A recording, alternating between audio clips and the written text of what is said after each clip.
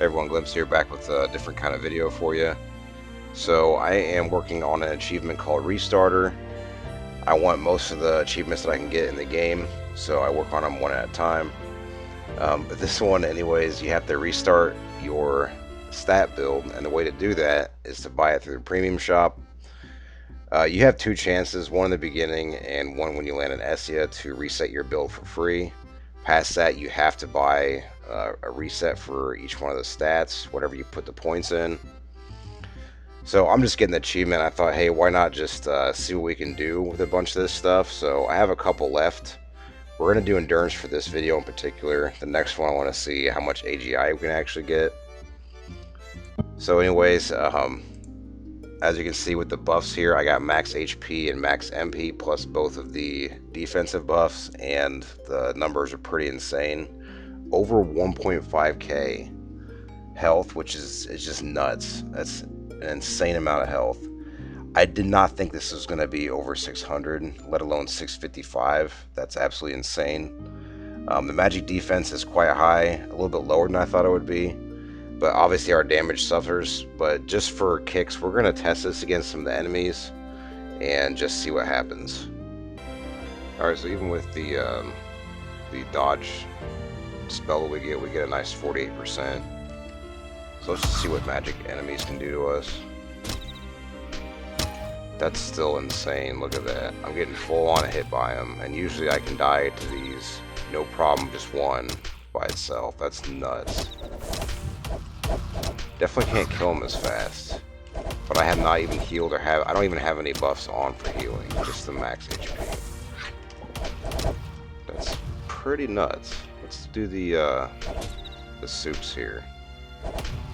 Yeah, I'm getting just hit by one by regular enemies at this level. These are level 60 enemies. That's insane.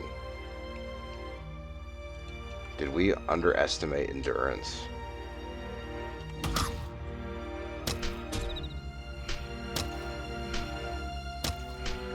Yeah, the magic enemies are hitting me for quite a bit still, but that's relative. Like, I'm barely getting anything.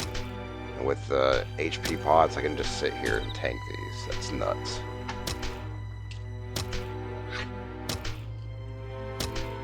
So maybe with these cards too, the HP cards, endurance build would be nuts. Obviously not all the points, but enough to make these numbers comfortable and just sit here and tank mobs forever. That's nuts. These things usually just one hit KO me. Like, I'm literally just sitting here with them. The healing's doing all the things for me. Yeah, insanely low damage, but like, all things considered, I can just sit here and hold down the attack button. That's pretty nuts. Okay, so we're gonna test the same thing here. All the buffs and the dodge spell, and see what happens. These things can usually KO us pretty quickly too, with their magic spell that they shoot out those rock things. That's nuts.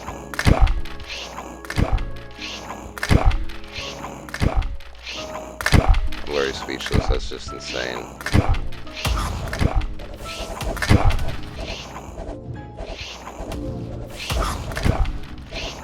I think Alexia was onto something with endurance way back when. I mean, obviously now too, but I wasn't expecting this. This is pretty insane. Obviously, this is on the insanely high end, but with the right kind of tweak, endurance looks pretty nuts. Shoutouts to Destroyer, man. Okay, so this next test is full AGI, and AGI is not very useful on its own. It's only when it's combined with strength is where it gets useful. So the one thing it is good for, if you just want to kind of lazy level, you just hit and run the enemies based on poison damage. And as you can see here, it's insane poison damage.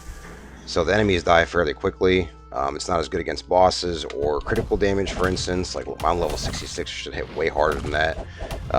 My original build can hit with a invisible crit around 3k.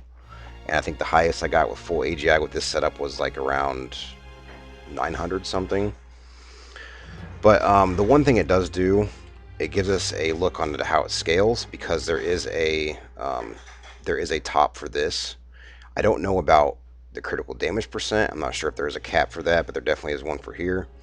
Dino confirmed that without the buff, it's 60%, and with a buff, it is 80%. So we can almost hit that number here. If I wore the werekin pants, it gives me one more AGI. Or I think maybe the armor, sorry. Gives me one more AGI. That gives me exactly 80%. But then you're suffering with the end. So if we take off all of our items here, I'll just show you how it kind of scales. And I think that's because of the cap, I'm pretty sure. Okay, so our highest AGI item is the Eddie's shoes. It's just above the Kyokan armor. So 3% there, since we're closer to 60%. Once the buff is gone, you can see it even more. But as you can see there, only 23 AGI only added 4%.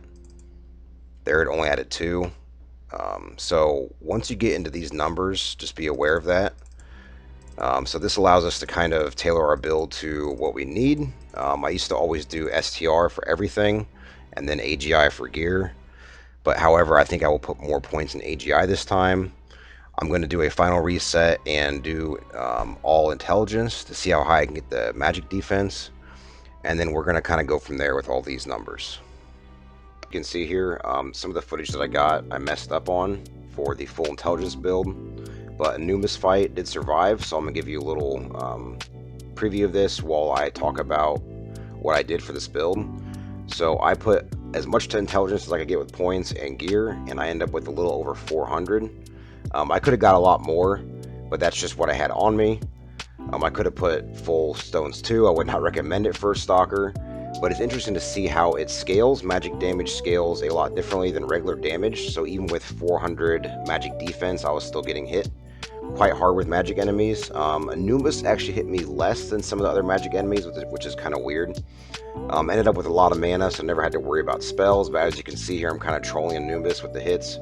Normally he can 2 or 3 hit me with a couple criticals, even sometimes just regular damage, with combined with the Mummy Hounds, so it's pretty nuts to see here. But yeah, I wouldn't recommend this build, but you could do some more intelligence stuff, like add some more gear, and it could help out. Okay, so overall thoughts on the build haven't changed too much. Depends on what you want to do still. They're doing some speedrun type stuff now.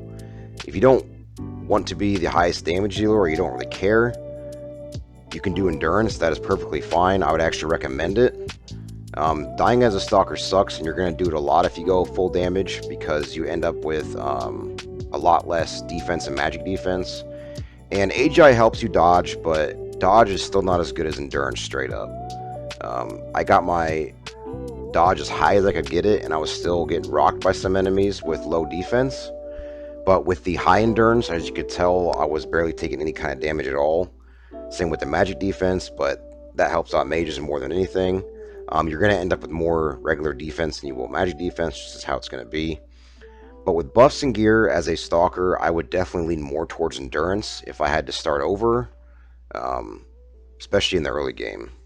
I wasted a lot of potions trying to be the highest damage dealer back then, and it didn't matter until the higher levels, so I could have saved myself a lot of trouble.